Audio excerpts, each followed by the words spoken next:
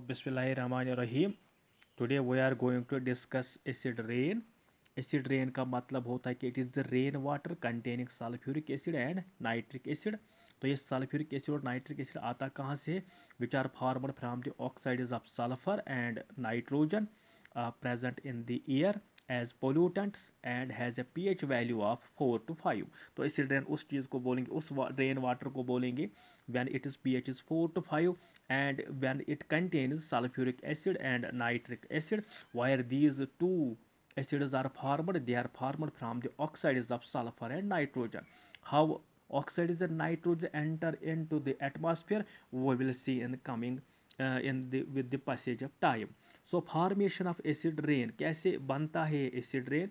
So due to natural sources such as bacterial action, means any action by bacteria, that is bacterial decomposition, or we can say volcanic eruptions, or due to human activities like combustion of fuels like coal, wood, petroleum products. तो इनसे क्या हो जाता है? There is always formation of oxides of nitrogen and sulfur enter, which then enter into the atmosphere as pollutants. So the oxides of nitrogen, containing the main oxide of nitrogen is nitric oxide, which when present in the atmosphere reacts with the ozone to form nitrogen dioxide and oxygen molecule. However, this nitrogen dioxide reacts with another ozone molecule to form nitrogen trioxide and we can say oxygen molecule. This nitrogen trioxide then reacts with the already formed nitrogen dioxide to form nitrogen pentoxide.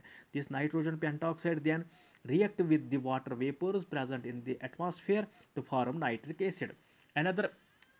Another process that another type of reactions that leads to the formation of acid rain, we can say acids, that is sulfur, presence of sulfur dioxide, which is a main oxide of sulfur. This sulfur dioxide, which when present in the atmosphere reacts with the oxygen to form sulfur trioxide. This sulfur trioxide reacts with the water vapors in the atmosphere to form sulfuric acid. Hence these both nitric acid and sulfuric acid, which are formed by different oxides of, we can say, nitrogen and sulfur, then finally are present in the rain, and then both are bring down by the rain as precipitation, and hence then we can say the rain is that time called as acid rain. So the what are the main harmful effects of this acid rain? Simply, the main harmful effects which can be elaborated as: acid rain causes extensive damage to the buildings, statues, sculpture material like marble, limestone, and mortars, as we can say, etc.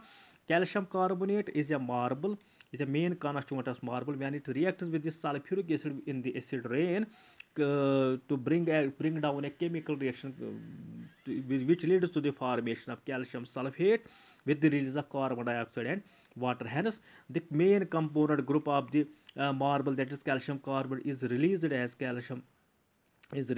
carbon dioxide, and hence it simply damages the marble. It also damages iron and steel structures. The third point, it corrodes water pipes. The fourth point, it increases acidity of the water in the lakes, become lethal for the aquatic life like fishes. One more point, it damages the leaves of the trees and plants and retard the growth of the foresters. We can say these forests. The next topic we have to reveal, that is greenhouse effect and global warming. What actually greenhouse effect means and what actually global warming means, we have to elaborate.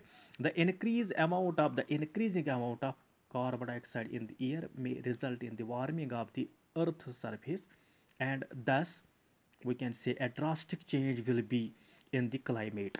So the warming of the earth's, we can say, that is global warming due to re-emission of sun's energy absorbed by the earth, followed by its absorption by carbon dioxide molecules and water vapors present near the earth's surface, and then it radiates back to the earth is called as greenhouse effect. What actually greenhouse effect means?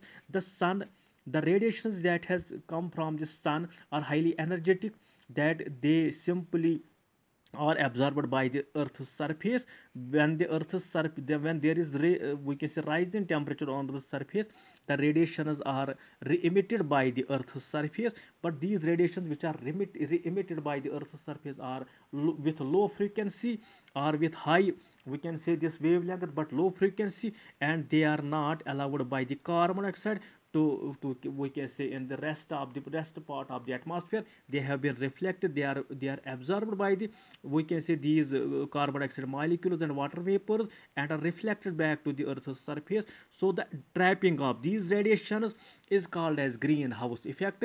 And these radiations, when they are trapped between earth's surface and carbon dioxide layer and water vapors layer, and hence there is increase in temperature. That increase in temperature is called as global warming. The main consequences are of the global warming is, we can say, are due to global warming, melting of glaciers, ice caps takes place, and hence increases the level of seawater and may cause floods in coastal lands or areas. High global temperature increases the, we can say, incidence of infectious disease like malaria, dengue, yellow fever, and sleeping sickness. Another point which is high, which is main consequence of the, we can say, global warming is, due to high concentration of carbon dioxide in the atmosphere, the photosynthesis in the plants undergo faster, and hence plants may also grow faster. So these are the main three consequences of global warming. Hence you understand. Hope you understand and cooperate.